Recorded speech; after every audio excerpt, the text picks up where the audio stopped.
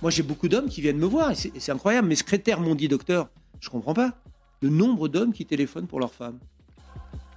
Pour moi, la naturopathie, c'est ce qu'on appelle une synergie positive avec le traitement hormonal dont on peut réduire les doses. Mais ces produits-là, à qui on dit « Mais non, vous inquiétez pas, il n'y a pas d'hormones », mais grattez derrière. Il y a des phytoœstrogènes, c'est ça? Des phytoœstrogènes, des phytoprogestatifs, vous avez des perturbateurs endocriniens, vous avez des édulcorants. Et en plus, le pire, c'est que ça passe par le foie. Alors que quand c'est cutané, ça passe pas par le foie. Bah non, vous l'épargnez. Moi, je dis toujours, j'informe, je propose, je n'impose pas. C'est tout. Vous avez votre bon sens. J'essaye d'être le mieux compris. C'est ce que j'essaye. Vous avez vu, j'ai pas un discours très compliqué. La fin des règles, c'est un espace de parole où les femmes se transmettent leurs histoires et déballent tout. La ménopause sert de point de départ pour parler féminité, transmission et tous les sujets que chaque femme doit redéfinir à la midlife. C'est un récit collectif qui se chuchote à l'oreille. La vie au travail, la vie au lit, les kilos qui ne partent plus, les nuits blanches, mais aussi la libération que cela semble représenter pour beaucoup de femmes. La fin des règles que l'on s'impose, des règles que l'on accepte, la fin des règles, quoi. Allez, venez.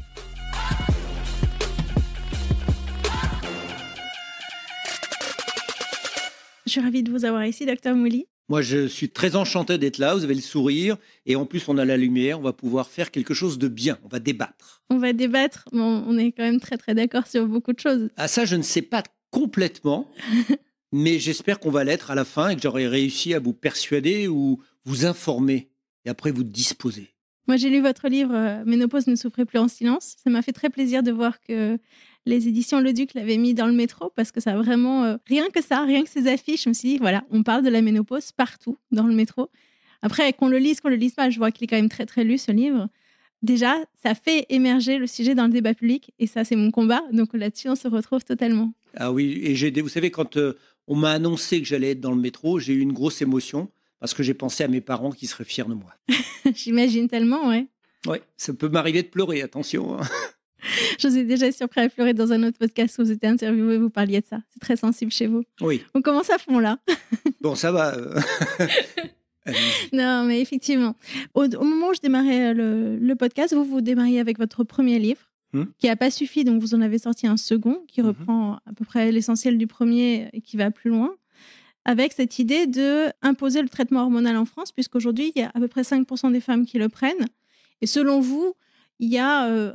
sauf une minorité de femmes qui ont une excellente hygiène de vie, qui font du sport régulièrement, qui ont le temps et les moyens de se consacrer à leur corps et à leur alimentation. Selon vous, à peu près 20% des femmes qui n'ont aucun symptôme et qui donc finalement n'ont aucune justification à le prendre parce qu'elles entretiennent suffisamment bien leur corps. La plupart des femmes, y compris moi, sont amenées, sauf antécédents médicaux ou problèmes spécifiques, à avoir accès au traitement hormonal de la ménopause à partir de la ménopause, voire même avant, en périménopause. Est-ce que vous êtes d'accord de le prescrire avant, ce qui n'est pas le cas de tous les gynécologues? Personnellement, alors c'est très bien d'en parler. Effectivement, peu de femmes prennent un traitement de la ménopause. On leur a fait tellement peur qu'elles sont à peine à 4%, puis 5%. Et aujourd'hui, on est, paraît-il, à 6%. Donc j'espère que cette vague va continuer et qu'il va y avoir... Parce que, vous voyez, j'ai fait un petit sondage parmi les femmes qui me suivent ou qui ne me suivent pas, pour savoir, est-ce que, même si vous n'aviez pas de symptômes, avec les informations qu'on vous a données, est-ce que vous prendriez quand même, après avoir été informé, un traitement de la ménopause? 86% prendraient un traitement de la ménopause. Donc, vous voyez l'ampleur de la désinformation. Et quand les femmes sont informées, je pense comme vous allez comprendre la nécessité de le faire. Parce que, je dis toujours, vous savez, quand une fleur, elle est arrosée tout le temps, le jour où on la prive de son eau, eh ben, elle va s'assécher. Et puis le terrain sur lequel elle va être, il va s'assécher, il va craqueler. Comment faire? Et ça, c'est les hormones, ce que vous comparez à l'eau pour les... C'est une hormone où dans tout votre corps, vous avez des récepteurs aux œstrogènes. Vous en avez même dans les dents. Vous en avez dans l'intestin. Donc, quand vous privez votre corps de ces œstrogènes, eh ben, ce corps, il va plus être entretenu. Il va, entre guillemets, le mot que j'aime pas du tout, il va s'atrophier. Alors, il va y avoir les problèmes de l'os, le cœur, le cerveau, la peau, les dents, les métabolismes aussi, puisqu'on sait que les métabolismes du sucre, les métabolismes du cholestérol vont être altérés. Donc, pourquoi se priver de ce qu'on appelait en 1960 l'hormone de jouvence, qui était les œstrogènes, et qu'on donnait à tort, parce qu'on l'a donnée toute seule, on avait découvert les œstrogènes, vous vous rendez compte ? C'était la pharmacologie qui commençait, et on découvre cette hormone qui donne du bien aux femmes. Malheureusement, pour certaines, il donnait un cancer de l'utérus, et c'est pour ça que quand on a l'utérus, il ne faut surtout pas oublier de donner de la progestérone. Et donc, moi, je comprends pas. Moi, quand la thyroïde s'arrête de travailler, j'ai fait de l'endocrinologie, je donne des hormones thyroïdiennes. Mais alors, moi, je comprends. D'abord, je comprends que les femmes ne soient pas à l'aise avec ce qui s'est passé dans les années 60, déjà, puisqu'à l'époque, c'était promu par un médecin qui avait écrit ce fameux bouquin Feminine Forever, et qui laissait entendre que les femmes n'étaient plus des femmes si elles ne prenaient pas le traitement, ce qui est quand même un message, aujourd'hui, pour les féministes, qui est choquant. On considère qu'on est toujours une femme, qu'on choisisse de le prendre ou pas, qu'on vieillisse vite XX, ou pas. On sera toujours XX, c'est pas ça qui va porter atteinte à notre féminité. Le but, c'est pas non plus de satisfaire son mari à tout prix, mais de trouver un terrain d'entente dans la sexualité après, qu'on souhaite continuer à en avoir une ou pas. Ça, c'est des décisions de couple. Donc moi, j'entends très bien le discours, parce qu'il y en a eu un qui venait des féministes, de dire non mais c'est bon, laissez-nous vieillir, laissez-nous être qui on est, et on n'a pas besoin de ces hormones. Et qui rejoint aussi la recherche actuelle, qui contredit le fait de considérer que c'est une anomalie du corps humain que de rester en vie après la ménopause. Là, je viens sur ce qu'on appelle l'hypothèse de la grand-mère. Je vais expliquer 2-3 minutes. Oui, je vous écoute. Moi, je vais apprendre des choses, attention. Non, mais vous connaissez ça aussi bien que moi. Non, je vais apprendre. Mais moi, ce qui m'intéresse, c'est de me rendre compte comment la vision qu'on a de ce que c'est que l'humain impacte notre choix à la ménopause. Si on considère qu'on est faite pour mourir à 50 ans, quand on n'a plus d'utilité sociale en tant que reproducteur dans une société qui a des milliers d'années derrière elle, on peut comprendre que la seule façon de continuer à rester en vie, c'est de continuer à prendre ces hormones, puisque le corps n'est pas fait pour vivre sans. Ça, c'est une façon de voir les choses, et c'est un petit peu, à mon avis, la vôtre. Et il y a cette théorie de la grand-mère que je trouve merveilleuse, qui dit que finalement, dans les sociétés humaines anciennes, les grands-mères pouvaient s'occuper des petits-enfants pendant que les femmes allaient à la chasse, à la cueillette, plutôt à la cueillette pour les femmes. Mais en tout cas, dans une société de chasseurs-cueilleurs, les grands-mères avaient un rôle social essentiel qui permettait la survie de toute la tribu, de tout le groupe humain. Et que donc, finalement, ces 30 ans de vie supplémentaires sans hormones, puisqu'on ne supplémentait pas en hormones les femmes du Moyen-Âge. À l'époque où vous parlez... Du Moyen-Âge, non, pardon, des chasseurs-cueilleurs. À l'époque où vous parlez, il n'y avait pas une espérance de vie de 30 ans. L'espérance de vie des chasseurs-cueilleurs, je ne la connais pas du tout. On dit 40 ans aujourd'hui, mais on n'en sait rien. Quand on a créé le mot ménosposie de Charles... Là, c'était il y a 150 ans. Charles de Gardanne, les femmes vivaient jusqu'à 43 ans. Donc, moyenne. En moyenne, vous imaginez. Donc, on a augmenté l'espérance de vie progressivement, puisqu'on l'a augmenté de 4 mois par an. Bien sûr, mais ça, c'est toute la difficulté d'utiliser le chiffre de l'espérance de vie moyenne. La réalité derrière, c'est qu'il y a une mortalité infantile importante et qu'il y a toujours des femmes qui vivent jusqu'à 70 et 80 ans dans toutes les sociétés. Et que donc, ces 30 ans de vie entre 50 et 80, si on considère 80, est-ce que le corps peut les supporter sans hormones ? Est-ce qu'il en est capable ou pas ? Vous vous dites...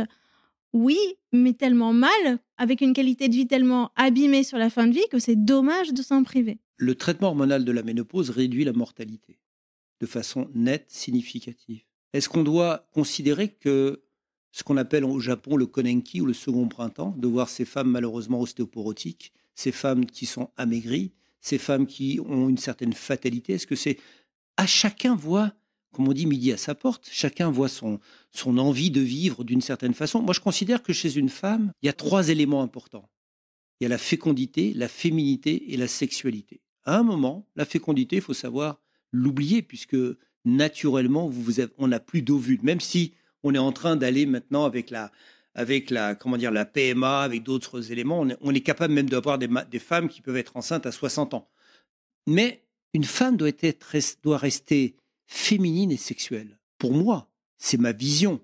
Je dis bien féminine et sexuelle parce que moi, je vois des femmes qui, malheureusement, me disent « Docteur, vous savez, j'ai 60 ans, j'ai une sécheresse vaginale. À chaque fois que je vais avoir des rapports sexuels puisque j'ai divorcé avec quelqu'un, je ne peux pas parce que j'ai mal et je ne peux pas lui refuser. Donc, qu'est-ce que je fais ? Je m'isole socialement et je reste seule. » Ça, c'est dramatique. Et c'est dramatique. Et on ne leur donne pas la possibilité de pouvoir revivre un amour, de revivre une complicité, des choses comme ça. Elles me le disent, c'est du réel. Vous savez, on a un laboratoire humain quasiment. Moi, les femmes, vous savez, avant, on allait à Confesse. Et ben maintenant, le gynécologue, c'est un peu la personne avec qui on se confesse. Et elle vous dit, oui, mais vous savez, docteur, j'ai mal, je suis pas bien, je suis mal dans ma peau, j'ai grossi, je dors mal, j'ai des suées, j'ai ci, j'ai ça. Et je peux plus reconstruire ma vie. Est-ce que c'est une finalité de reconstruire sa vie Parce que vous savez qu'il y a beaucoup de divorces après 45, 50 ans. Ben, pourquoi la femme elle doit rester toute seule? Pourquoi elle doit se retrouver toute seule dans cette fin de belle vie? Parce que pour moi, je considère qu'elle peut avoir une belle vie. Moi, mon objectif, c'est qu'une femme... D'abord, vous êtes d'accord avec moi, j'espère, qu'une femme à 50 ans est encore jeune. Ah bah je le sais pas, j'ai que 45 ans, mais c'est ce que j'ai découvert à travers toutes les interviews que j'ai faites. Oui. Parce qu'avant, j'en avais pas cette image. Voilà. La société avant, à 50 ans, moi j'ai l'âge de connaître des femmes. Avant, on disait à 50 ans, oh là là, tu commences à... Mais les femmes de 50 ans, elles sont encore jeunes. Et moi, l'objectif, enfin pas moi, la science, l'objectif, c'est à 60, 70, 80, de vivre avec une belle qualité de vie. Pas de se retrouver avec une fracture du col du fémur. Là-dessus, je vous rejoins totalement. Pas de se retrouver avec une maladie cardiovasculaire. Pas de se retrouver avec une dépression. Pas de se retrouver... Alors, il y en a qui l'acceptent. Alors, ils disent, ouais, moi, c'est pas grave, je grossis. Ouais, mais enfin, quand vous grossissez, vous augmentez votre risque de cancer, de maladie cardiovasculaire, de diabète et de choses. Donc, après, comment voulez-vous que quelqu'un qui est là pour la bienveillance du corps, pour essayer de faire de la santé, ne se préoccupe pas de ces paramètres? Moi, je ne peux pas laisser quelqu'un aller vers le diabète, aller quelqu'un vers l'ostéoporose, aller vers la dépression ou l'Alzheimer, aller vers les maladies. Une femme sur 3 meurt d'une maladie cardiovasculaire. Non, mais on doit arrêter ça. 200 femmes tous les jours. On arrête ça. Alors, est-ce qu'on peut revenir véritablement sur les symptômes? Parce qu'il y a un truc que j'ai compris en lisant votre livre, c'est qu'on pouvait considérer que les symptômes étaient annonciateurs de maladies. Moi, je ne pensais pas du tout ça. Je me disais, bon, les symptômes, soit on les supporte, soit on ne les supporte pas. Et puis, si on les supporte, tant mieux. Et puis, si on ne veut pas les supporter et qu'on considère qu'on se protège mieux en prenant le traitement hormonal, on le prend. Et vous avez une autre lecture. Vous dites, bah non, attention. Si vous avez des bouffées de chaleur très importantes, et ça je l'ai lu ailleurs, qui sont précoces et persistantes, voilà, c'est annonciateur de maladies cardiovasculaires. Exactement. Et ensuite, vous faites aussi un lien sur le diabète, vous faites un lien sur les douleurs articulaires. Est-ce que vous pouvez revenir là-dessus? Parce que dans ce cas-là, c'est une autre raison de prendre le traitement hormonal que simplement le confort. On n'est plus dans le confort, on est vraiment dans l'anticipation des maladies. Là. Vous avez très bien compris, je pense que toutes les femmes le savent, c'est que la ménopause n'est pas une maladie.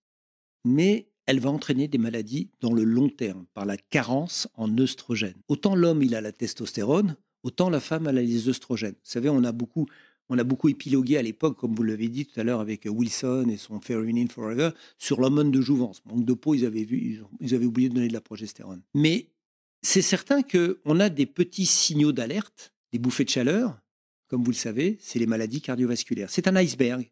Vous avez la partie émergée qui va fondre, parce que vous allez peut-être donner des produits pour faire disparaître. Vous allez donner du houblon, de la sauge, du trèfle-feuille, de l'acté à grappe noire, enfin, toutes ces choses-là. Et puis, la chose va disparaître. Il faut savoir aussi que des bouffées de chaleur peuvent naturellement ne plus être symptomatiques. Mais en dessous, la partie immergée, elle est toujours là. Elle ne va pas fondre. Vous comprenez? Et donc, les études, ce n'est pas moi qui le dis. C'est les études qui montrent que quand elles sont précoces et persistantes, les bouffées de chaleur, ça augmente de 70% le risque cardiovasculaire.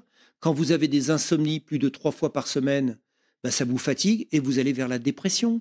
Quand vous avez des œdèmes, vous augmentez, qui sont persistants. Quand vous gonflez, quand vous prenez du poids, ça augmente les risques de cancer. Donc tous les symptômes, alors j'en ai voulu en mettre que 9, j'en ai pas mis beaucoup, mais c'était les plus importants pour une femme. C'est le plus ce qu'elle, ressentent. Il y en a un qu'elles, parfois, ne disent pas. Ça, je vais vous faire rire, mais je pense à qui c'est.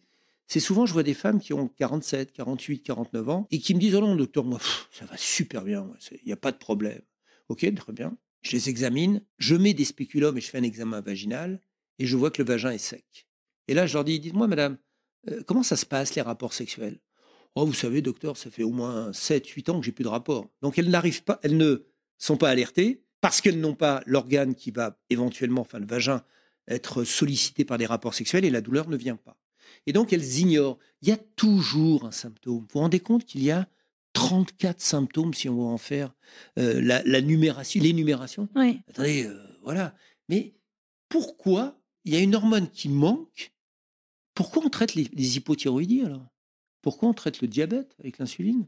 Pourquoi on traite un déficit? Je considère que le traitement hormonal, les ovaires, la ménopause, le terme que je ne veux plus bientôt utiliser, c'est une obsolescence hormonale programmée. Je dis toujours aux femmes, elles rigolent, elles me font « Ah, docteur, Oui, je lui dis, on n'aurait jamais dû augmenter l'espérance de vie des femmes. Alors, elle me fait, je lui dis, oui, parce qu'on n'a pas augmenté l'espérance de vie des ovaires. Oui, les ovaires vieillissent 2 fois plus vite que le reste du corps, c'est ce que j'ai appris. À peu près, oui, c'est ça. Et donc, la femme se passe quasiment complètement. Je dis bien quasiment complètement. Parce que quand on vous dit c'est la carence en œstrogène, c'est pas la carence totale. Parce que les ovaires s'arrêtent effectivement de travailler. Mais vous avez encore 2 zones du corps, et qui, nous, cancérologues, on est beaucoup dessus. Ce sont les surrénales, qui fabriquent encore des œstrogènes. Et d'ailleurs, une femme qui a un cancer du sein, hormonodépendant, à la ménopause, alors que les ovaires se sont arrêtés de travailler, on lui donne un anti-œstrogène. Pourquoi ? Les femmes qui sont en surpoids, on considère que le tissu adipeux, c'est une autre glande endocrine qui fabrique des mauvais œstrogènes. Donc, ce n'est pas une déperdition complète, c'est pas il n'y a plus rien, il y en a toujours. Et la même chose pour l'homme, et on en reparlera si vous voulez un jour. On peut parler de l'andropause si vous voulez. Alors, l'andropause n'existe pas. La DALA, la déficience andrologique liée à l'âge. Alors pourquoi les hommes, ils auraient le droit de ne pas avoir d'andropause et d'avoir un DALA ? Oui, parce que c'est une diminution progressive. Alors les hommes, on est nous, ouais, on ne dit pas, ouais, j'ai moins d'érection matinale, ou je suis fatigué, ou vous voyez tous les signes, j'ai des bouffées les hommes peuvent avoir des bouffées de chaleur, ouais. Tout ça, on n'en parle pas parce que nous, on est costauds, c'est nous qui allons sur le front, c'est nous qui nous battons. Mais non, il faut avoir l'honnêteté de le dire. Et si on avait l'honnêteté de le dire, on en parle de plus en plus, on aurait peut-être plus ce tabou. Ah, t'es en DALA, toi ? Ben moi, je suis le mot que je vous dirai un jour, bientôt, en ménopause. Vous dites ça, j'explique pour les auditeurs, vous dites ça parce que vous avez d'autres projets, mais vous ne voulez pas encore en parler. Oui, parce que je trouve, alors on en a un tout petit peu parlé, on a débriefé un petit peu. Moi, je trouve que le mot ménopause, qui veut dire arrêt des règles, d'ailleurs, c'est votre podcast. Hein. Oui, mais c'est dans le sens figuré. C'est le moment où on se retrouve à soi-même et on décide de ce qu'on veut pour sa vie. C'est bien, il faut faire du sens figuré. Et moi, je trouve que ce terme ménospausis, qui a été inventé, est has-been. Alors, c'est bien quand les femmes, elles vivaient jusqu'à 50 ans, peut-être, et parce qu'après, c'était fini. Et on vieillissait très vite. Et à 50 ans, on était vieille. Maintenant, on est jeune. Et moi, qu'est-ce que je dis à une patiente, parce que je suis chirurgien, qui a 37, 40 ans, à qui je suis obligé d'opérer et d'enlever l'utérus, qui a toujours ses ovaires, vous êtes ménopausée ? Ben non. Ben non, il y a les ovaires encore. Ben oui, mais quand vous prenez la définition étymologique, arrêt des règles, plus de règles. D'ailleurs, on voit souvent la diminution des règles et puis plus de règles. Ben oui, mais cette femme, elle n'est pas... Quand vous avez des femmes qui naissent avec ce qu'on appelle des Rokitansky-Kuster-Roser, c'est-à-dire des malformations utérines, c'est-à-dire une agénésie de l'utérus, elles n'ont pas, mais elles ont toujours leurs ovaires. Vous allez dire, ah ben t'es née, t'es déjà ménopausée, toi ? En l'occurrence, non. Ben voilà. Donc, ce que je veux dire, ce mot has-been, et puis alors, il y en a un que je supporte pas. Excusez-moi de dire ça. Ouais. C'est post-ménopause, vous avez dû le lire. Oui. Moi qui suis chirurgien, quand je fais une intervention, c'est l'opération.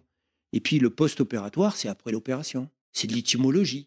Mais vous savez que dans les pays anglo-saxons, quand on regarde la nomenclature qui est posée dans les bouquins en anglais que je lis, ils sont à l'opposé de vous. Ils considèrent que la ménopause, c'est la période installée qui dure 40 ans. C'est vraiment comme ça que c'est... Il faut juste se mettre d'accord sur le lexique au départ. Exactement. Donc, si on pouvait universaliser ce terme, parce que moi, je considère que le post-ménopause, il n'y en a pas. Vous êtes d'accord avec moi ? Les anglo-saxons sont d'accord maintenant pour dire qu'on commence sa ménopause. Vous allez avoir, vous, une régénérescence des œstrogènes, des ovaires ? C'est pas possible. Donc, on ne rentre pas dans un sas et on en sort. Nickel, je suis super, je suis en forme, ça va aller, maintenant j'ai passé l'épreuve, ça y est, je peux faire ce que je veux. Non, au contraire, la femme qui n'a malheureusement pas investi pour son futur, parce que le futur, il est long, il dure au moins 30 ou 35 ans.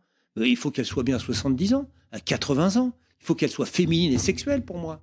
Ah, ça, c'est pour vous, mais c'est pas pour c'est le choix de chaque femme. Il y a aussi toutes ces femmes qui disent non, mais moi, j'ai pas spécialement envie d'avoir une vie sexuelle. Ça m'intéresse pas. J'ai dit féminine et ou sexuelle, si vous voulez. Mais on peut pas être et ou féminine, femme, sexuelle si elle a envie. On n'est pas obligé d'aller vers... Mais quelle est cette possibilité ? Vous savez, il y a beaucoup de femmes qui ne sont plus sexuelles parce qu'elles ont mal. 5% des femmes sont traitées. Vous imaginez les 95% de femmes à 55 ans, avec une sécheresse du vagin, avec une libido dans les chaussettes, avec une dépression, avec des insomnies. Où vous voulez placer la sexualité comme il faut ? Je dis bien comme il faut, on peut en avoir. Hein. Moi, alors attention, il y a des femmes qui ne prennent pas de traitement et qui ont une sexualité qui est parfaite. Et parce que, bon, c'est comme ça. Mais c'est pas la masse. Non, mais la masse, je me rends compte... Excusez-moi de dire le mot masse. Hein. Oui, à travers les interviews que j'ai faites et les témoignages que je recueille en permanence de mes auditrices ou d'autres, parce que je suis toujours à l'affût d'informations pour comprendre comment les femmes vivent cette période, je vois qu'il y a beaucoup de femmes qui se plaignent de ne plus avoir de libido. Même quand elles sont sous traitement hormonal, dans ce cas-là, il faut les orienter vers la testostérone, à ce que j'ai compris. Oui. Et il y a des femmes qui disent non mais moi c'est bon, c'est fermé, la boutique est fermée, ça me va très bien, je suis très heureuse comme ça, je n'ai rien à redire, je n'attends rien qu'on me. Enfin, après, elles ont le droit. Voilà, c'est ça. Mais attention, il faut savoir aussi, quand elles disent ça, quel a été le parcours avant. Parce que elles se sont détournées de cela parce qu'elles souffraient, parce qu'elles n'étaient pas bien, et qu'après elles considèrent que maintenant allez stop, ça y est, c'est fini, j'ai souffert, je ne veux plus souffrir. Parce qu'il y a des femmes à 45, 46 ans qui ne sont pas bien.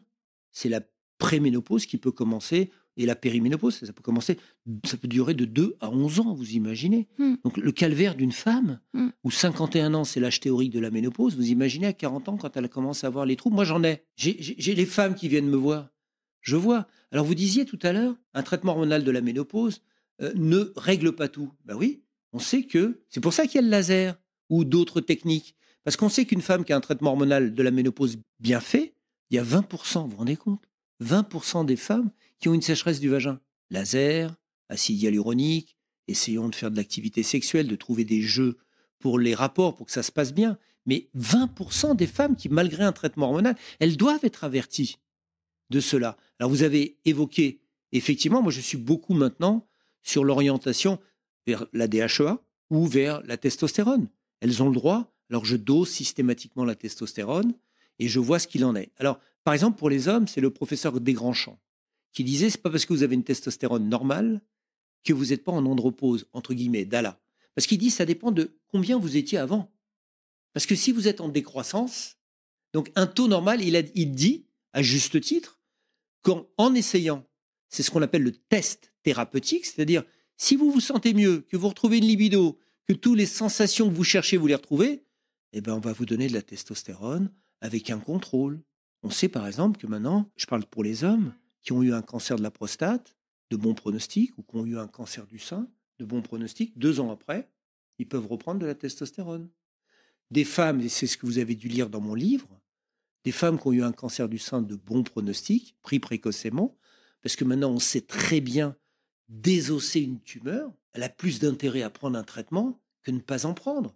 J'ai fait témoigner le professeur Marc Espier de Saint-Louis, qui dit, c'est ce qui est en train de changer actuellement dans la littérature internationale, mais les femmes ont tous ces bénéfices et on va leur prendre ce petit risque en sachant que ce risque de ne pas arriver, mais tous les problèmes qu'elles vont arriver, c'est pas juste. Les femmes ont vraiment très peur du cancer du sein, pas forcément de la mort, mais du cancer en tant que tel. C'est une amputation visible.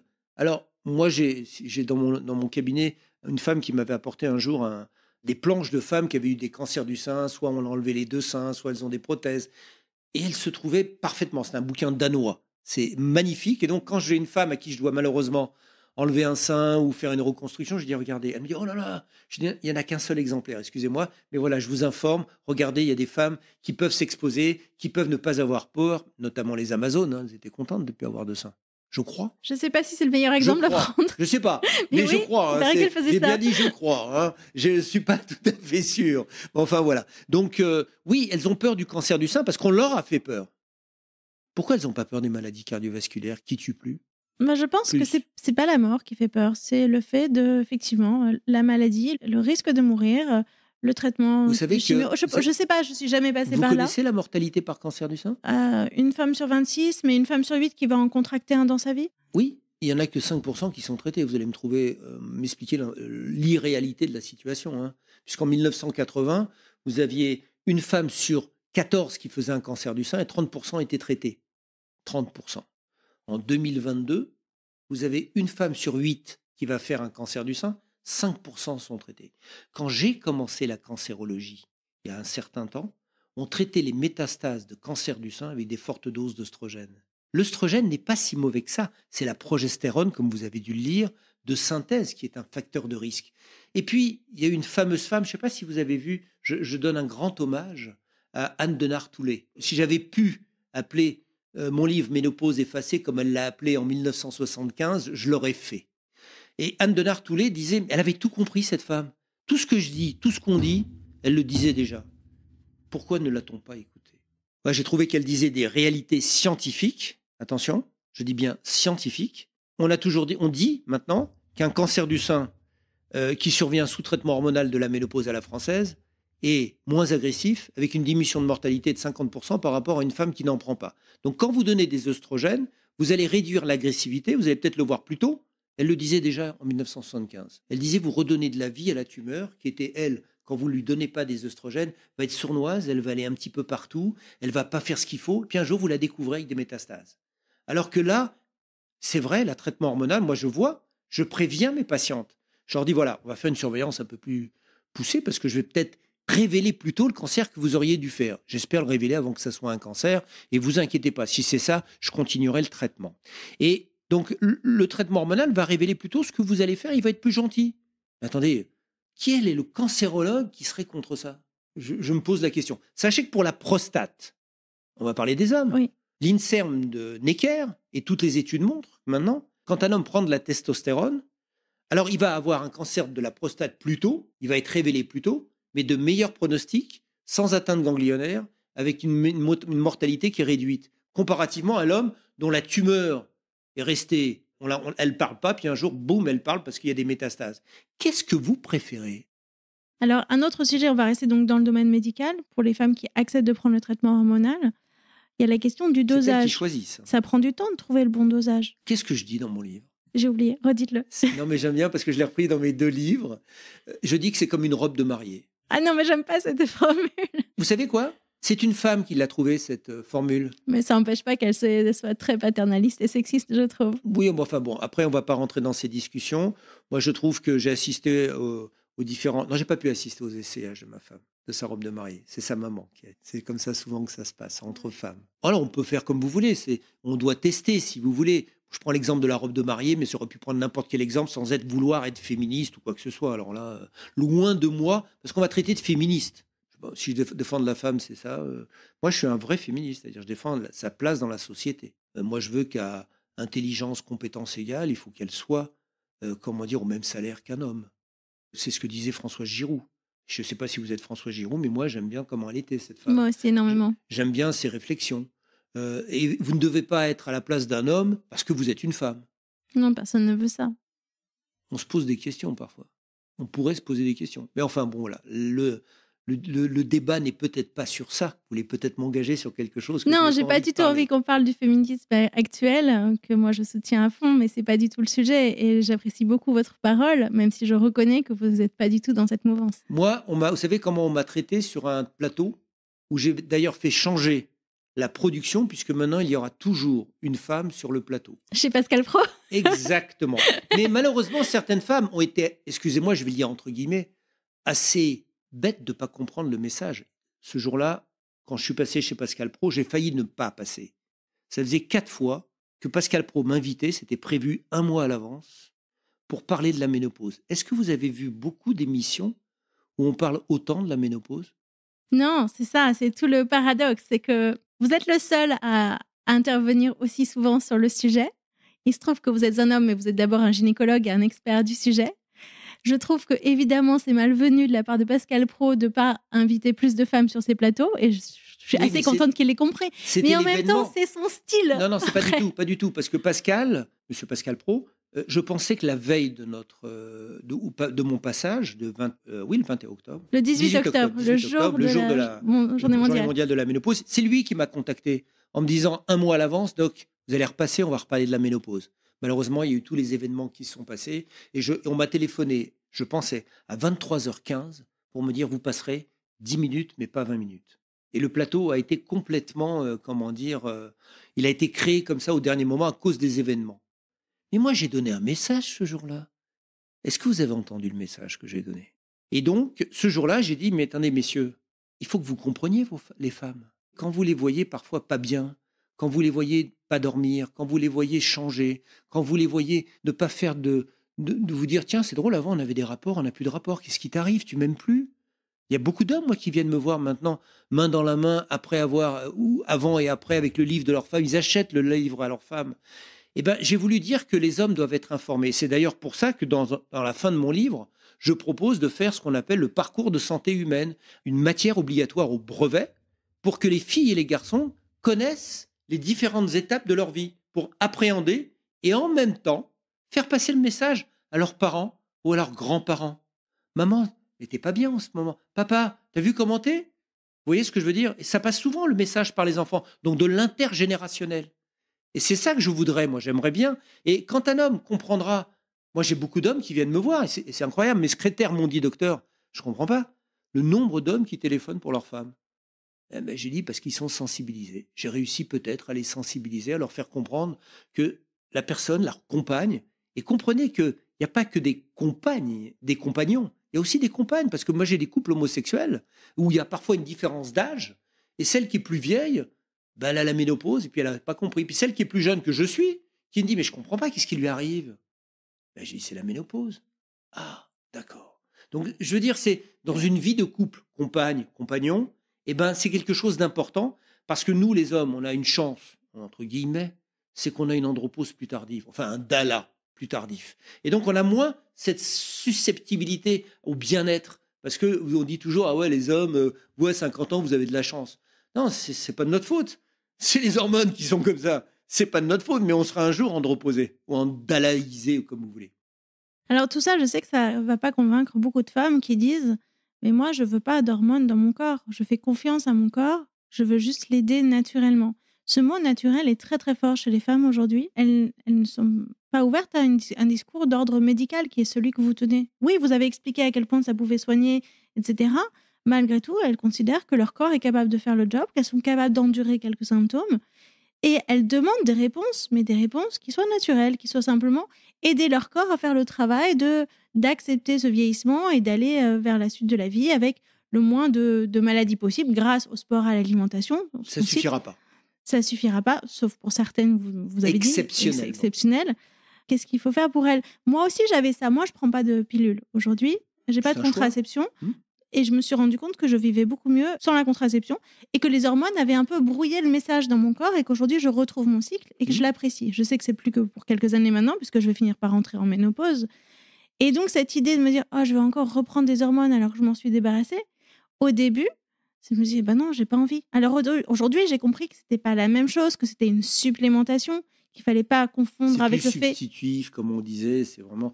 Puis on dit qu'on appelle ça des hormones naturelles bioidentiques, mais ça sera toujours... C'est pas les hormones à l'américaine. Mais moi, je voudrais demander à ces femmes-là, quand vous avez une thyroïde qui fonctionne pas, qu'est-ce que vous faites? On prend des hormones, du lévothyrox. Pourquoi vous le prenez? C'est des hormones? Mais tout est hormones. Les mélatonines, c'est des hormones. La vitamine D, c'est des hormones. Et puis quand vous prenez... Vous savez, je me bats un petit peu, c'est mon combat, parce qu'il y a des produits là qui sortent sur le marché à tout va, depuis 2002, où les Américains ont fait un tsunami sur la ménopause. Donc on voit plein de produits pour les bouffées de chaleur, la sécheresse vaginale, la peau. Très bien, j'en parle dans mon livre. Je dis que c'est un complément. Pour moi, la naturopathie, c'est ce qu'on appelle une synergie positive avec le traitement hormonal dont on peut réduire les doses. Mais ces produits-là, à qui on dit « Mais non, vous inquiétez pas, il n'y a pas d'hormones », mais grattez derrière. Il y a des phytoœstrogènes, c'est ça? Des phytoœstrogènes, des phytoprogestatifs, vous avez des perturbateurs endocriniens, vous avez des édulcorants. Et en plus, le pire, c'est que ça passe par le foie. Alors que quand c'est cutané, ça passe pas par le foie. Ben non, vous l'épargnez. Et plus vous pouvez épargner votre foie de produits, parce qu'on ne sait jamais ce qui va vous arriver. Le foie, c'est l'usine du corps. C'est lui qui fait qui va tout nettoyer. Mais vous laissez-le tranquille. Il vous a rien demandé. Donc, le passage cutané, qui a été la révolution française, 1970, le professeur Mauvais-Jarvis, le professeur Rosenborg, le professeur Netter et Denard-Toulet sont les gens qui ont été les innovateurs sur le traitement à la française. Moi, je trouve ça très convaincant comme argument de se dire, finalement, ces compléments alimentaires, ils ne sont pas surveillés. J'ai parlé avec des hépatologues qui me disaient, mais attendez, tous ces produits qu'on prend, là, ces substitutifs de machin chouette, bidule machin chouette, mais ça passe par le foie.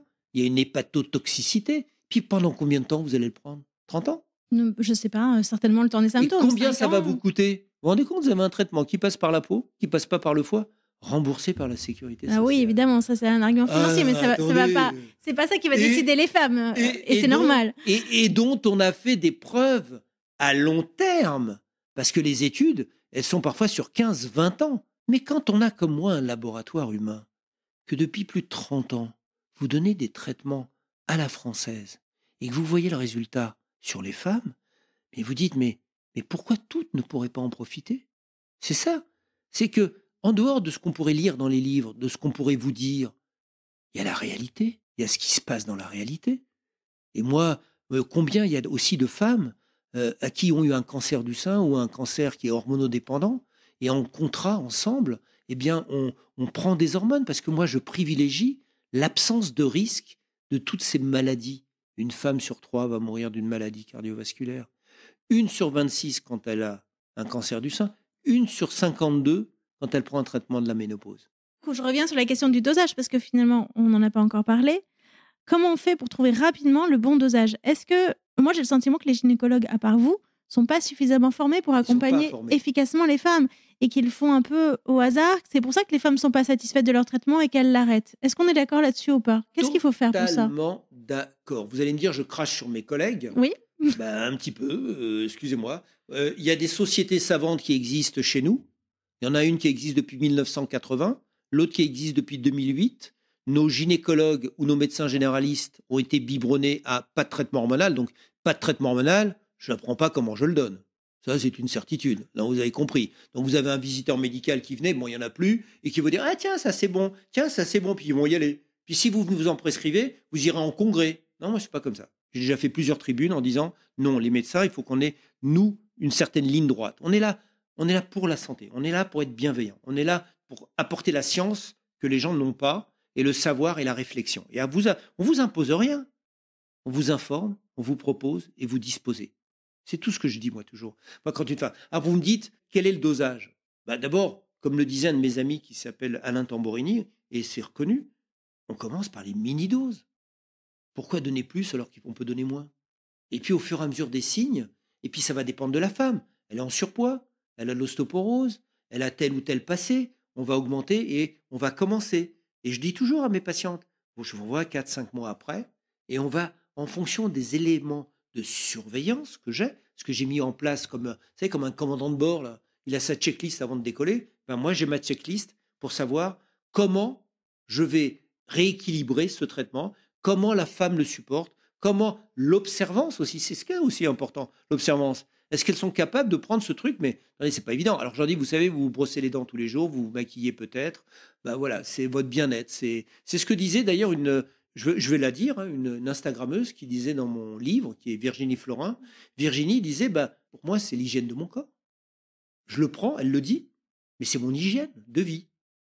Elle ne le considère pas comme un médicament. J'ai mes ovaires qui se sont arrêtés, il va peut-être falloir que je les remplace.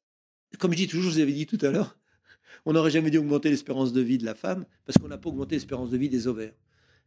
C'est peut-être la réalité de la chose, mais il faut essayer de lui donner cette possibilité, même si elle ne veut pas être sexuelle, comme vous l'avez dit tout à l'heure, même si elle considère qu'elle soit en bonne santé, qu'elle ne souffre pas. C'est pour ça que mon livre s'appelle « Ne souffrez plus en silence ». Et toute seule parfois. Oui, toute seule, mal accompagnée par son mari, mais souvent les maris sont très très aidants là-dessus. Moi, ce que j'entends quand même, c'est qu'ils font... Ou alors ils sont partis. Oui. Et quand ils sont là, ils sont mais ce qu'on évitera, c'est ce qu'on veut essayer de faire.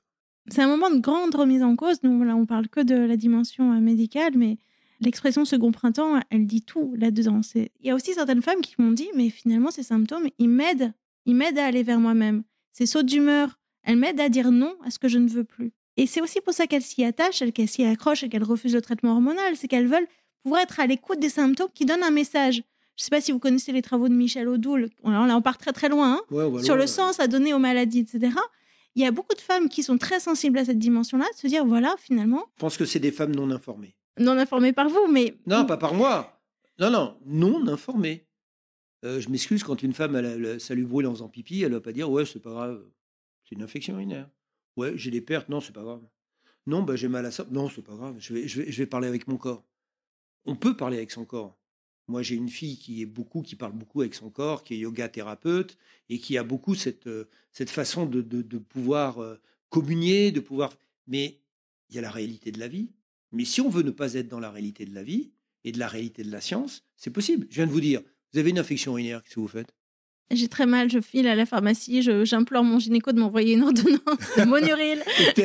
Peut-être, vous voyez ce que je veux dire. Ou vous pouvez peut-être essayer de la prévenir. Ça, vous avez bien compris que dans mon livre, je parle beaucoup de prévention. Et la prévention, vous avez dû lire, pour moi, ça commence dans les 1000 jours, très tôt, parce qu'on sait qu'on va se prédestiner, les fameux perturbateurs endocriniens, tout ce que la maman, malheureusement, n'est pas informée et va absorber, que tout ce que la maman, on va lui dire, oh, c'est pas grave, tu prends 30 kilos. Oui, mais 30 kilos dans 40 ans, c'est les maladies cardiovasculaires, c'est les cancers, c'est le diabète, c'est les choses comme ça. Donc il faut l'avertir. Elle fait ce qu'elle veut. Quand vous prenez un avion, vous savez qu'il risque de tomber, mais vous le prenez. Vous êtes averti. Il y a une peur, elle est là, mais vous passez au-delà de cette peur parce que vous avez envie. Vous êtes libre. Moi, je dis toujours, j'informe, je propose, je n'impose pas. C'est tout. Vous avez votre bon sens. J'essaye d'être le mieux compris. C'est ce que j'essaye. Vous avez vu, je n'ai pas un discours très compliqué. Hein. Vous trouvez très compliqué? Non. Il est très chirurgical. Il est très, un peu militaire, on va dire. C'est vrai qu'on peut me reprocher ça. Vous êtes assez sévère avec l'industrie pharmaceutique, vous l'évoquez très rapidement là. Vous écrivez dans le livre qu'ils sont finalement pas là pour soigner, mais d'abord pour vendre leurs médicaments. Moi, ça m'a beaucoup choqué que vous écriviez ça en tant que médecin. Je savais pas que les médecins n'avaient pas confiance dans l'industrie pharmaceutique. Vous voyez que par exemple, pour le traitement hormonal de la ménopause, il y a un traitement qui peut éviter 34 symptômes et des maladies graves comme on en a parlé tout à l'heure. Pourquoi on ne s'oriente pas vers la prévention? Je dis par exemple, dans mon livre, j'aimerais que les femmes ne prennent plus de progestérone et que uniquement pour protéger l'utérus qui passe par le foie. Alors il y en a qui le mettent dans le vagin. Pourquoi on ne fait pas comme on fait en Finlande ou dans différents pays? On a la possibilité d'avoir des mini-stérilets hormonaux qu'on change tous les 10 ans. La femme ne se préoccupe pas. Elle a des mini-doses juste pour protéger l'utérus. Éventuellement, elle met sa crème comme une crème de beauté. Et puis voilà. Et sa ménopause, elle ne la sent pas passer. C'est une routine qui devient très facile. Vous voyez ce que je veux dire? Et pourquoi ils font rien? Moi, j'ai un article d'une de mes collègues qui a parlé dans un journal féminin et on lui posait, elle est chimiothérapeute oncologue du sein. Elle disait, vous imaginez si on traitait les cancers? Non, on est là pour donner des médicaments qui doivent être durés le plus longtemps possible et doivent être pris à vie. J'ai l'article. Un jour, quand on sera en débat, elle et moi, je vais lui dire, mais t'as osé dire? Elle a dit, oui, mais si on traitait les gens, il n'y aurait plus de cancérologues. Mais c'est monstrueux de dire ça. Et je vous l'enverrai l'article, si vous voulez. Vous savez, je ne vais pas dans les labos. Alors, on peut dire que je suis... Alors, il y en a qui me disent, ouais, Mouli travaille pour les labos. Ah bon? 1, j'ai jamais cité un labo. 2, mes produits sont remboursés par la Sécu. Qu'est-ce que je gagne dessus? Ils valent peanuts. Rien. Ah oui, d'accord, quand vous aurez à traiter une ostéoporose, ça, le médicament, il vaut cher, avec les complications. Quand vous aurez une maladie cardiovasculaire, ça, il vaut cher. Quand vous aurez à traiter un Alzheimer ou d'autres pathologies, un diabète, une cholestérol, oui, ça vaut cher, ça. Et ça, ils vont se faire, comme entre guillemets, je ne veux pas le dire, en or. Moi, c'est pas moi. Moi, c'est pas moi, ça. Ça, c'est pas moi. Alors, c'est quoi la bonne réponse aujourd'hui? C'est quoi la façon de... L'information du couple, de nos enfants. Mais je ne suis pas sûre que l'information publique telle que vous... Alors, évidemment, elle est très efficace, elle permet d'élever le débat public. J'ai l'impression que l'information doit passer par un acteur de terrain, quelqu'un qui est proche des femmes, qui peut leur parler en Parce que face moi, je à suis pas face. Proche. Vous n'êtes pas en face à face avec toutes les femmes. Vous avez que vos patientes en face à face. Et vous rigolez quand je fais des lives Instagram où il y a des femmes qui sont là et qui m'écoutent et qui sont présentes. Quand je passe devant des émissions où il y a 4,5 millions de spectateurs, j'ai pas peur. Je suis présent, j'y vais. Je prends mon bâton de pèlerin, j'y vais. Je viens débattre avec vous. Qu'est-ce qui va me dire? Mais qu'est-ce qu'il va foutre avec Aude Ayo? La fin des règles. Mais non, vous êtes une femme, je veux débattre, je veux vous informer, je veux essayer, pas de vous convaincre, mais de vous informer. C'est tout. Puis vous avez, après, un message à donner. Vous allez faire votre synthèse, vous allez comprendre, vous avez du bon sens. Je ne suis pas là pour vous bam, bam, bam dans la tête, pas du tout. Ce que je veux dire, c'est que je peux donner l'exemple d'une femme que j'ai interviewée, Betty, qui disait, si dans ma ville, il y avait un docteur Mouli, ben oui, bien sûr, je prendrais les hormones et j'aurais confiance dans mon gynéco. Elle dit que là où elle vit, à Périgueux, il n'y a pas de médecin sur lequel elle puisse vraiment se reposer. Et c'est ça qu'il faut à l'échelle de la France aujourd'hui. Aude, je suis allé au ministère de la Santé. J'ai été reçu à l'Élysée. J'ai donné des propositions. 0 pointasse. Et Dieu sait si on m'a dit que mes propositions, d'ailleurs, je le dis dans une de mes tribunes, je dis que j'ai vu Prisca Thévenot, qui avait trouvé mes idées extraordinaires à l'époque, quand elle était députée. Malheureusement, il y a eu les émeutes et tout ça, elle n'a pas pu présenter. Mais j'ai des solutions, moi. Je crois 80, je donne ces chiffres qui sont vrais. Hein. Vous avez 13 départements français qui sont sans gynécologues médicaux. Vous vous rendez compte? 13 départements. 93% des gynécologues ont plus de 60 ans. Qu'est-ce qu'on réserve aux femmes plus tard? Il y a moins de médecins généralistes. Et on a biberonné, depuis 2002, les gynécologues et les médecins à pas de traitement de la ménopause. Et c'est à peine, 1 heure, 1 heure et demie. D'ailleurs, je le dis dans mon livre, Il y a une thèse de jeunes femmes de Lille à qui on apprend la ménopause quand ils sont en stage interné auprès du médecin dans un coin de table. Vous imaginez, c'est une thèse. 2023. Qu'est-ce qu'on réserve aux femmes plus tard? C'est pour ça que je dis que c'est un péril sanitaire. J'ai dit un jour, la femme est l'horloge de la vie, il ne faut pas la dérégler. Qu'est-ce qui dérègle les femmes? La non-information. Vous savez, j'ai un frère qui est médecin généraliste, un excellent médecin généraliste. D'ailleurs, je commence mon livre par ça. Et qui, au bout de 25 ans, s'est rendu compte que, dis donc, la ménopause, il fallait la traiter parce que je ne savais pas que ça donnait toutes ces maladies. Il ne savait pas. Mon frère est un excellent médecin généraliste. Il a fait le diplôme universitaire de la ménopause. Il vient avec moi dans les congrès. Il donne des traitements de la ménopause. Et il dit, dans mon livre, je le fais témoigner, parce que j'ai trouvé que ce témoignage, il est plus vieux que moi. Il dit, mais c'est tellement facile de donner un traitement de la ménopause. C'est plus facile que de donner un traitement pour l'hypertension qui est venue, ou de l'ostéoporose, ou de la dépression, ou des choses comme ça. On est plus satisfait. Donc voilà, donc je veux dire que ma proposition, vous avez 4500 gynécologues, dont 90% ont plus de 60 ans. Eh bien, vous avez 27 000 sages-femmes. 27 000 sages-femmes avec une baisse de la fécondité en France. Et on leur donne des responsabilités, mais on leur refuse de donner la possibilité de donner un traitement hormonal de la ménopause. Et on ne les éduque pas à cela. 100% des femmes vont être ménopausées. Moi, ça me dit quelque chose. D'accord ? Les sages-femmes pourraient être le bon relais. Pour moi, c'est le relais humain. Alors, c'est vrai qu'on manque de médecins. Et ce n'est pas faute de ne pas avoir prévenu les autorités de santé depuis plus de 20 ans qu'on allait avoir un manque. On a des femmes à qui on donne l'autorisation de faire des IVG instrumentales maintenant, de mettre des implants, de donner la contraception, de faire des accouchements, de faire des dépistages. Elles font de l'échographie. Mais attendez, elles sont super formées. Il suffit simplement d'avoir un chef d'orchestre, et je veux être ce chef d'orchestre. C'est pour être une chef d'orchestre, mais je veux être ce chef d'orchestre parce que j'ai une méthode, j'ai une façon d'apprendre. Moi, je vois dans Paris et dans différents endroits, quand j'étais à l'époque chef de clinique et assistant à l'Institut Gustave Roussy, la plupart des élèves que j'ai formés sont maintenant professeurs. Ils me remercient de les avoir formés d'une certaine façon. Donc, je pense que je peux transmettre quelque chose. Donc, créer un institut de formation à la ménopause pour les sages-femmes. Exactement. Ça, c'est formidable. C'est pas bête? Moi, ça me plaît beaucoup. C'est ça qui manque aujourd'hui. C'est un relais de terrain. C'est que les femmes puissent s'adresser à quelqu'un qui elle parle d'elle. Puisque c'est finalement quand même le traitement hormonal, quelque chose qui doit être totalement fait sur mesure pour chaque femme en fonction de sa balance bénéfice-risque. On en parle comme ça entre nous, mais c'est à chaque femme ensuite d'aller voir un médecin pour se le faire prescrire en fonction de ses antécédents, de sa vie.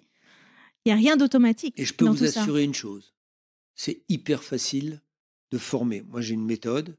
Je suis en train de mettre en place ces fameux instituts et de faire cette formation. Mais j'ai formé des chirurgiens à la cancérologie. Des gens qui ne savaient pas opérer. En 6 mois, ils savaient opérer. Opérer la vie de quelqu'un. Donc, je ne vois pas pourquoi elles sont bêtes, les sages-femmes. Non. Bon, alors voilà, c'est tout. Et en plus, on leur a appris la physiologie, la pathologie, pour rester dans un bouquin, pour pas faire quelque chose. Alors, alors maintenant, ils font un tronc commun en première année et ils font à peu près tous la même chose. Après, c'est en fonction du classement de son desiderata. Mais on est au pied du mur. Pendant 15 ans, au moins, on n'aura pas de gynécologue et de médecin généraliste formés à la gynécologie. Qu'est-ce qu'on fait? On abandonne les femmes? Niet, pas moi. Voilà, ça va être mon combat. Mais comme on voit aujourd'hui que la naturopathe, elle prescrive des... Mais quelles sont les études qui sont randomisées en double aveugle? Il n'y en a pas. Il n'y en a pas. Non, et sur le long terme. Et combien ça coûte, la naturopathie exclusive? Je ne sais pas, mais vous ne recommandez pas aux femmes d'avoir un naturopathe en plus d'un Alors médecin là, traitant? vous n'avez pas lu mon livre. Si vous en parlez de la naturopathie, vous dites que justement, ça fait partie des choses qui sont en complément. Les synergies positives. Et je considère que le traitement hormonal, on peut réduire, l'améliorer avec la naturopathie qui ne commence pas à 50 ans, mais qui commence bien plus tôt. D'apprendre à apporter les oligo-éléments, d'apporter les vitamines, d'apporter des oméga-3, d'apporter telle chose. Mais c'est important de manger. Alors, je ne suis pas dans la quantité, je suis dans la qualité alimentaire. Dans mon livre, d'ailleurs, vous avez dû voir, je ne parle jamais de quantité personnellement. Non, alors là, moi, je suis très holistique.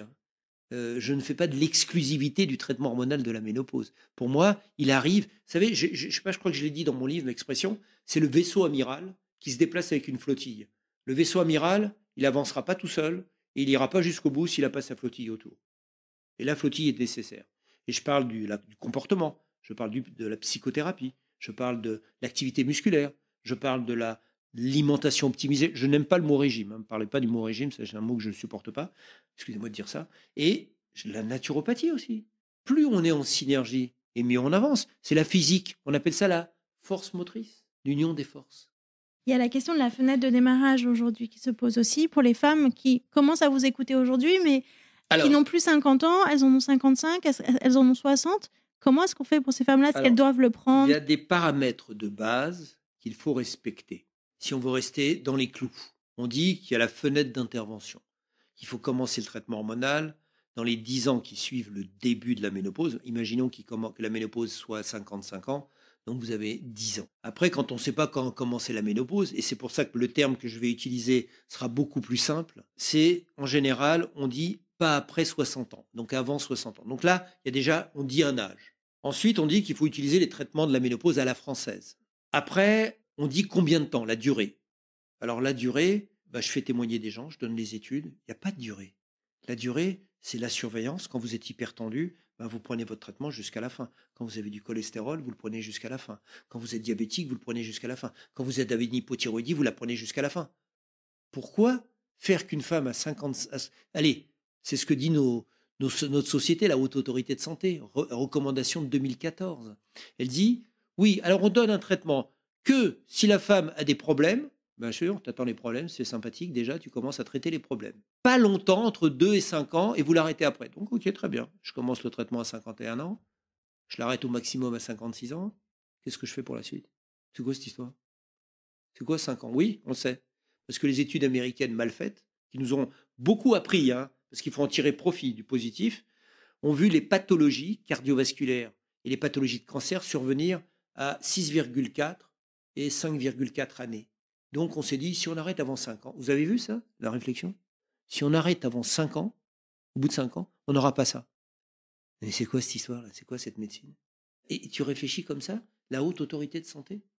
Donc j'ai envoyé mes 2 livres au président de la Haute Autorité de Santé en lui demandant qu'on puisse parler ensemble. Et je pense que c'est un homme intelligent et il va pouvoir peut-être faire modifier cela. Vous voyez, j'agis partout. La femme a des combats dans sa vie et il faut l'informer. Et si on pouvait prévenir, vous savez, j'étais un jour sur un plateau de télé et le fameux Pascal Praud me dit, alors docteur Mouly, qu'est-ce que vous pensez de l'endométriose? Ce n'était pas mon sujet ce jour-là. J'ai dit, pour moi, l'endométriose, c'est une maladie qui est appelée à disparaître. Il me fait quoi? J'ai dit, oui, on a entre 7 à 10 ans de retard sur le diagnostic. On n'est pas bienveillant, on n'écoute pas les jeunes filles, elles ne sont pas informées. Les mamans maintenant, heureusement, qui ont subi l'endométriose, elles vont dire à leurs filles qui ont mal, on va aller voir le médecin parce que c'est possible. Donc déjà, on va gagner sur ça. On en parle un peu plus, ce qui est très bien. Donc pour moi, vous savez, quand j'ai commencé la cancérologie du sein, les cancers, ils faisaient 3 ou 4 cm. Parce qu'il n'y avait pas d'information, pas de dépistage, rien du tout. Alors on dépiste de plus en plus de petits cancers, avec un meilleur pronostic, avec une mortalité qui est de plus en plus faible. Donc on a une maladie pour laquelle on va guérir. Alors maintenant, vous avez les formes génétiques, où on va même encore plus aller, puisqu'on va faire de plus en plus de tests génétiques, on va de plus en plus aller vers les femmes, en leur disant, attention, vous avez ce risque, on va prévenir, prévention. Donc voilà, et j'ai dit, pour moi, l'endométriose, c'est une maladie qui va se réduire de 90%. Et là, j'entends une des chroniqueuses sur le plateau qui me dit, ouais, mais moi, j'ai eu l'endométriose, j'ai pas pu faire ça, il a fallu que je fasse ça, je fais ça. Je lui dis, je vais vous dire encore plus. C'est pas 90%, c'est pas à l'âge de la puberté qu'on va faire de la prévention. C'est pendant la grossesse. On sait pertinemment la physiopathologie de l'origine de l'endométriose. Il y a les perturbateurs endocriniens, il y a les 1000 jours qui se passent. Et qu'est-ce qu'on fait pour ça? On ne fait rien. On n'informe pas les femmes. On leur dit pas, attention, n'utilise pas des cosmétiques, n'utilise pas tel produit, n'utilise pas ça, fais attention à ça. Alors, vous allez me dire, on est toujours là, faites attention. On n'est pas dans une société d'interdit. On doit être dans une société d'information réelle, vraie, et sans être dans un vouloir avoir derrière un truc financier. Je ne supporte pas. Mais je n'ai pas besoin de gagner d'argent. Ma vie, elle est faite. D'accord? Ma mère était concierge, mon père un simple ouvrier. Moi, j'ai gravi tous les échelons. Donc, j'ai pas peur de tout ça. Et j'ai pas besoin de beaucoup de choses. J'ai besoin que de sentir que les gens vont bien. Voilà, ça, c'est vrai. J'espère que vous voyez que je suis réel dans ce que je dis.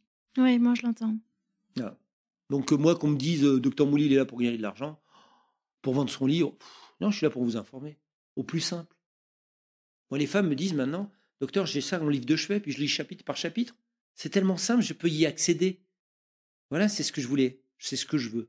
Donc je sais que maintenant, le GMV va être impliqué, qu'on va impliquer, j'espère, des femmes, des hommes, parce que c'est pas qu'un problème de femmes, c'est un problème d'hommes, c'est un problème de société. Moi, j'ai dit que c'est un péril sanitaire, la ménopause.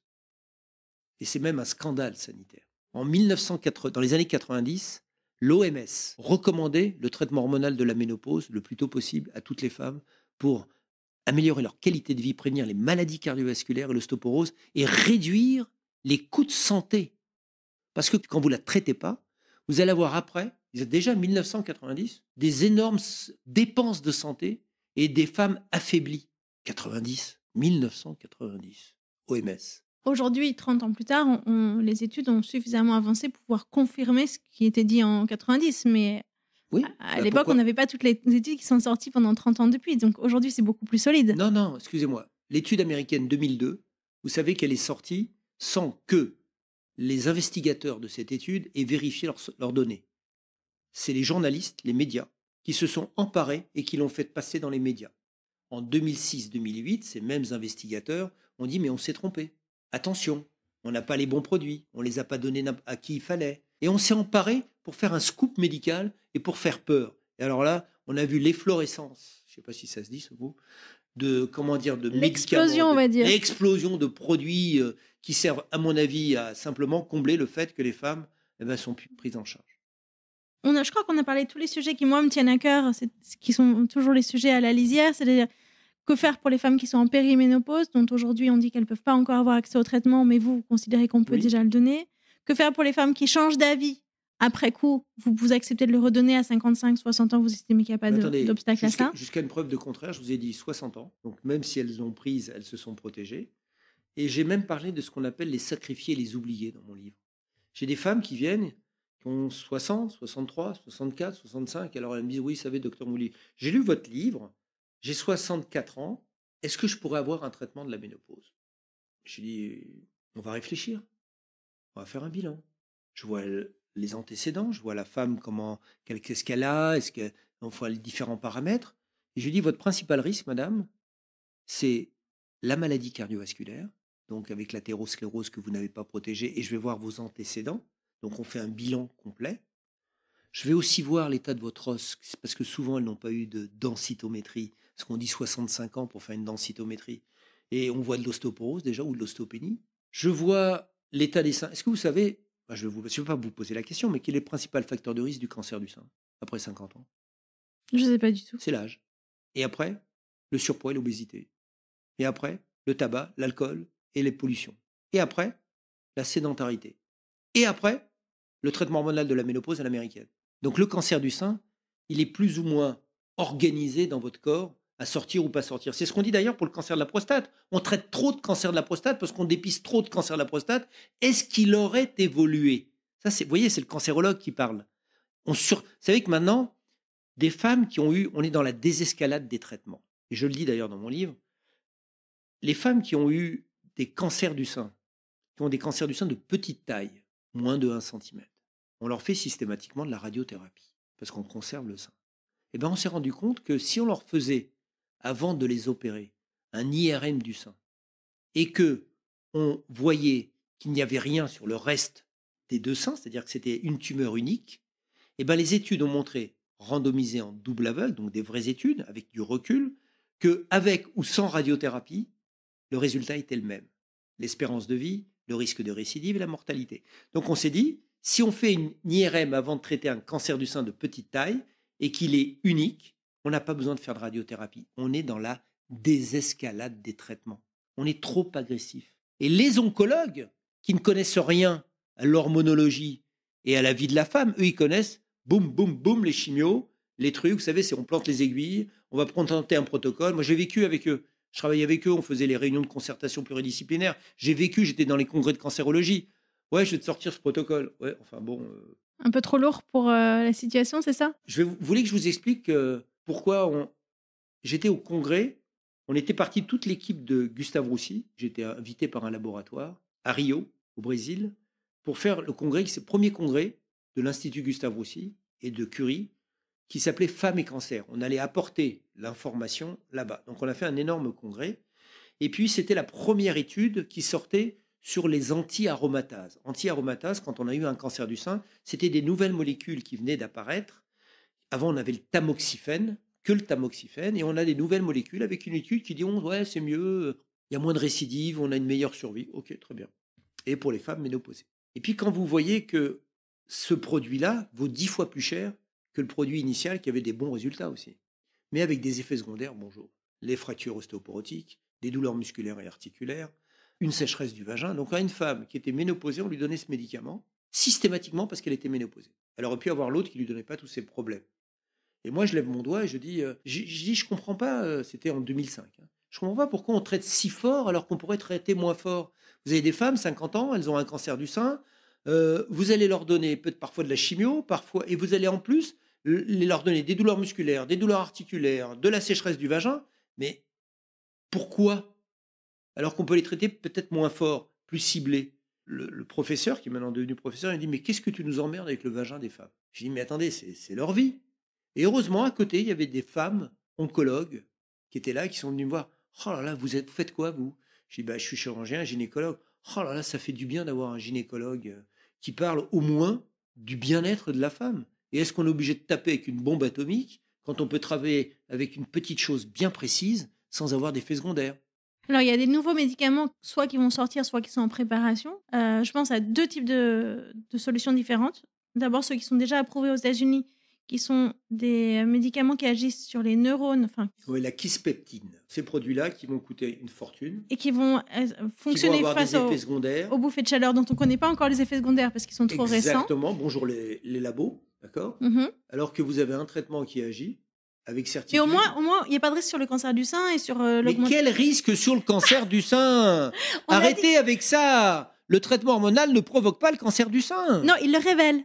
Eh bien alors, s'il révèle, il vaut mieux le révéler plutôt qu'il soit latent et qu'il sorte avec une mauvais pronostic. Bien sûr, c'est vrai, sauf que les femmes ont peur de ça. Qu'est-ce qu'on fait avec leur peur? Il faut bien travailler avec la peur des femmes. Vous savez qu'il y a combien de décès par an de cancer du sein? 12 000. On peut réduire de 50% la mortalité d'une femme quand elle a eu un traitement hormonal de la ménopause. Et on sait même que plus elle a eu le traitement hormonal de la ménopause, en durée, et moins son taux de récidive et sa mortalité sont importantes. Donc on dit réduire encore plus, c'est-à-dire la question de durée du traitement est venue être confortée par des études, là récemment. Des réductions de la mortalité de 50%, 11 000 décès. Allez, on va dire on réduit de 3 000 décès ou 4 000 décès par an. Mais c'est extraordinaire. Quand on voit que sur la route, quand on dit qu'on réduit de 100 personnes, on a crié victoire. Moi, c'est 5 000 personnes. Il n'y a pas photo. 200 femmes qui meurent tous les jours de maladies cardiovasculaires. Voilà. Les chiffres, ils sont là. Il faut parler avec les chiffres. Et quand je vous dis le traitement hormonal de la ménopause ne provoque pas le cancer du sein, il faut vous le mettre dans la tête. Il va peut-être être révélé. Vous allez avoir le bon médecin ou la bonne sage-femme qui va faire le dépistage et on l'aura avant d'être un cancer. Probablement. Alors que si vous ne prenez pas le traitement, eh ben, il aura évolué de façon sournoise, moins bien surveillée, puisque vous savez qu'une femme, eh ben, si elle ne va pas aller voir, si elle n'a pas de gynécologue ou si elle n'a pas de traitement, elle ne va pas voir qui que ce soit. Le taux de fréquentation des femmes, je ne sais plus à combien il est en matière de gynécologie, je crois qu'il y a 30% des femmes qui vont consulter, même pas. Vous vous rendez compte? Donc si elles ne vont pas de traitement, il y en a encore moins. Donc plus il y aura de femmes qui vont se faire suivre, moins on aura des cancers évolués. Peut-être qu'on aura des cancers, des précancers. Regardez le cancer du col de l'utérus. Quand j'étais à l'Institut Gustave Roussy dans les années de 90 à 2004, on opérait à peu près 10 à 12 cancers du col de l'utérus, des vrais cancers, par semaine. Il n'y en a presque plus maintenant. Et on ne traite que les lésions précancéreuses. Ben voilà une belle évolution. Parce qu'on a fait du dépistage, parce qu'on a mis en place des choses. Et on a pu, ces grosses maladies, quand je vous disais tout à l'heure qu'on traite les maladies, quand j'ai commencé, moi, il y avait des cancers du sein qui faisaient 4 cm. Bonjour le pronostic. Maintenant, ils sont petits. Sauf pour certaines, il y en aura toujours des exceptions. Mais voilà. Alors, dans les autres médicaments qui arrivent, en tout cas, c'est pas encore des médicaments. Ça, j'y crois pas, ce truc-là. Hein. J'ai fait déjà une rubrique sur ça. Pour moi, quand vous avez un médicament, c'est-à-dire le traitement hormonal de la ménopause qui marche, je ne vois pas pourquoi vous allez payer un truc avec des effets secondaires, parce qu'il y a des effets secondaires. La durée, combien de temps? J'en sais rien. Ben voilà, vous savez que la durée moyenne des bouffées de chaleur, qui touche à peu près 75 à 80% des femmes, c'est entre 2 et 11 ans. Ils ont un recul de 11 ans? Non, bien sûr que non, pas encore. Bon, voilà, c'est tout. Le traitement hormonal de la ménopause à la française est reconnu comme étant le meilleur traitement, l'un des meilleurs traitements. On va dire qu'il va les réduire de façon importante, et ça serait le meilleur traitement des bouffées de chaleur. Comme pour l'ostéoporose, c'est reconnu mondialement. Donc, je parle d'une autre solution dont j'ai entendu parler. Vous allez me dire si vous la connaissez. C'est d'utiliser des médicaments qui sont assez proches, je pense, du tamoxifène, en tout cas, qui agissent sur les récepteurs des oestrogènes, sans cibler les seins. Oui, ça s'appelle le basdoxifène. Et aux États-Unis, on a un médicament qui s'appelle Dioavive, qu'en France, on n'a pas voulu donner. Et c'était, moi, je me rappelle, quand j'ai été au Congrès mondial à San Antonio en 2010, c'est un médicament qui était déjà en préparation. C'est-à-dire qu'on n'utilisait pas le tamoxifène, on utilise le lasdoxifène et le basdoxifène, qui sont ce qu'on appelle, nous, des SERM, des médicaments qui ont un effet protecteur, c'est-à-dire c'est des anti-œstrogènes sur le sein, et un effet œstrogénique sur le reste. Et ce basdoxifène et ce Dioavive, c'est l'association donc de deux molécules et de l'équivalent du tamoxifène. Mais ce n'est pas le tamoxifène. Hein. Le tamoxifène, c'est un médicament qui est contre les récepteurs aux œstrogènes, au niveau du sein, donc contre l'un, et qui a un effet œstrogénique sur le reste. Moi, j'y crois beaucoup, mais je ne sais pas ce qui se passe en France, on ne l'a pas. Mais ça viendra. Vous l'avez dans d'autres pays. Quand vous réfléchissez dans le bon sens, vous avez le médicament qui s'appelle le raloxifène. Je l'utilisais à l'époque, ça s'appelait, je ne vais pas faire de publicité, je vais simplement donner le nom générique. J'ai été une des personnes qui a été sollicitée pour faire l'information sur le raloxifène dans les années 2002-2003. Et ce médicament, c'est un médicament, on a fait d'énormes études sur la prévention du cancer du sein. C'est ce qu'on appelle les études STAR et l'étude MORE qui ont été faites, qui montraient une réduction de la survenue du cancer du sein chez les femmes à risque. Et on sait que c'est un médicament qui protège contre le risque du cancer du sein et qui en plus protège contre l'ostéoporose de la colonne vertébrale, avec d'autres effets sur la cataracte, sur le cholestérol et tout ça. Donc on se dit, mais pourquoi on ne donne pas ce médicament associé avec des œstrogènes? Et c'est ce qui va se passer avec ce fameux médicament dont vous me parlez. Je suis bien à jour, ne vous inquiétez pas. Il y a aussi d'autres choses qui sont en préparation sur le fait de se faire greffer ses propres œstrogènes. Il paraît que ça existe déjà. Alors, je vais en tout cancérologie. de suite vous dire, non, alors je vais vous expliquer. J'ai fait au mois de mars-avril, il y a eu un reportage dans BFM et dans je ne sais plus quel autre truc, une patiente qui était venue me voir. Alors il faut savoir que nous avons l'habitude en cancérologie, quand on est en extrême urgence, de prendre un ovaire, de le congeler et de le réimplanter pour faire ce qu'on appelle de préserver la fertilité de la femme. Donc on était plutôt dans un esprit de préservation de la fertilité. Maintenant, vous avez l'étude ProFemme qui se passe aux États-Unis et qui est une étude où on prend les ovaires des femmes entre 25 et 35 ans. On prend un ovaire, vous pouvez être enceinte avec un seul ovaire, où on prend des fragments, on les congèle et on les réimplante au moment de la ménopause pour retarder totalement la durée de la ménopause. Alors le travers, c'est qu'on va redonner aussi la possibilité de fécondité. Est-ce que c'est bien de dire à une femme avec son espérance de vie, est-ce qu'à 50 et quelques années, remettre des ovaires avec la possibilité d'avoir une fécondité, c'est-à-dire des follicules et autres, est-ce que c'est bien? Est-ce qu'on ne doit pas plutôt tabler pour qu'elle ait des hormones naturellement, ses hormones à elle? Et ça, oui. Donc je l'ai fait récemment. J'ai une patiente qui est venue me voir, qui a eu un enfant à 34 ans, et à 35 ans, on lui découvre une tumeur du cerveau. Elle est obligée de se faire opérer et traiter rapidement. Donc on fait le diagnostic, chimiothérapie obligatoire et très rapide. On décide de lui prendre un ovaire et de le congeler parce qu'on n'avait pas le temps de faire de la cryoconservation d'ovocytes, on n'avait pas le temps de la stimuler pour lui faire des ovocytes. Donc on prend un ovaire et pendant 3 ans, elle est traitée. Et elle vient me voir à 40 ans. Et elle dit, je commence à avoir des bouffées de chaleur, je ne suis pas bien, j'ai lu que vous étiez un peu cancérologue, vous occupez de la ménopause. Je dis oui. Donc je lui fais un bilan, je lui dis oui, en ce moment, votre ovaire restant, celui qui vous reste, il est, encore un peu fonctionnel, on va attendre un petit peu. Je me renseigne avec l'équipe de neurochirurgie, voir un petit peu comment elle est, où était l'ovaire congelé, et elle revient me voir 1 an après, en faisant un bilan, elle commence à avoir de l'ostéopénie, des bouffées de chaleur, une sécheresse du vagin et tous les signes de la ménopause. Et là, elle me dit, docteur, je viens parce que je voudrais prendre un traitement de la ménopause. Je lui dis, non, madame, vous savez ce qu'on va faire? On va décongeler votre ovaire et on va vous le réimplanter. Elle me dit, mais c'était pas pour ça. J'ai dit, si, madame, on peut le faire. Donc on a pris son ovaire, on l'a décongelé, et 3 mois après, retour des cycles, retour des règles, et retour d'une fonction hormonale. Et donc, on a encore, chez cette patiente à qui on avait 20 fragments d'ovaires qu'on avait congelés, on a réimplanté 13 fragments qui vont fonctionner on ne sait pas combien de temps, et on pourra encore décongeler 7 fragments, d'accord, pour pouvoir encore la pérenniser dans sa fonction hormonale naturelle. Ce n'est pas une greffe d'ovaires, ce n'est pas une greffe d'œstrogène, c'est la greffe de ces ovaires. Et ça, on peut l'imaginer pour toutes les femmes ? C'est un protocole, je vous dis, le protocole pro-femme qui existe actuellement. Vous avez plus de 20 femmes et c'est en train d'être... Ça a un certain coût pour l'instant, je crois que c'est entre 7 et 11 000 euros. Mais il y a des femmes qui ont compris que ou elles veulent garder leur fertilité, elles avaient entre 25 et 35 ans, et c'est mieux de congeler des ovaires que de congeler des ovocytes. Parce que congeler des ovocytes, c'est ce qu'on appelle la cryoconservation d'ovocytes, il faut vous stimuler 3 fois, il faut récupérer au moins 15 ovocytes, et quand vous les décongelez, on ne sait pas combien il en reste. Mais on fait ça que pour la fécondité. Oui. Alors que là, on fait ça pour et la fécondité, mais surtout repousser l'âge théorique de la ménopause. Mais c'est une bonne idée d'essayer de repousser l'âge théorique de la ménopause ad vitam. Est-ce que c'était une bonne idée d'augmenter l'espérance de vie de la femme ? Oui. Ben voilà, vous avez la réponse. Mais vous imaginez qu'on aille vers une médecine qui aide les femmes à repousser leur ménopause ad vitam ? Pas ad vitam, parce qu'on ne pourra pas. Les fragments d'ovaires qu'on va réimplanter, ils vont peut-être marcher 4 ans, 5 ans, 6 ans, 7 ans. Mais d'une femme savoir qu'elle a ses hormones à elle, ces morceaux d'ovaires, et qui vont lui permettre de fabriquer des hormones, ces hormones à elle, quel soulagement. C'est du vrai naturel. Mais c'est lourd, parce que c'est de la chirurgie. Non, pas du tout. C'est de l'ambulatoire. On vous enlève un ovaire, on le congèle, vous sortez le soir même, et on vous réimplante l'ovaire en ambulatoire aussi. C'est sous anesthésie locale. Franchement, malheureusement, on n'a pas rien sans rien. Voilà. Mais je trouve que pour certaines, c'est du temps. Quand vous voyez qu'il y a des femmes qui, à 22, 23, 25, 30 ans, se font cryoconserver des ovocytes, franchement. Et donc, il y aurait mieux à faire. Mais là, en France, c'est pas encore disponible. Et c'est disponible que dans le cadre... Je l'ai fait pour la première fois dans le cadre de la ménopause.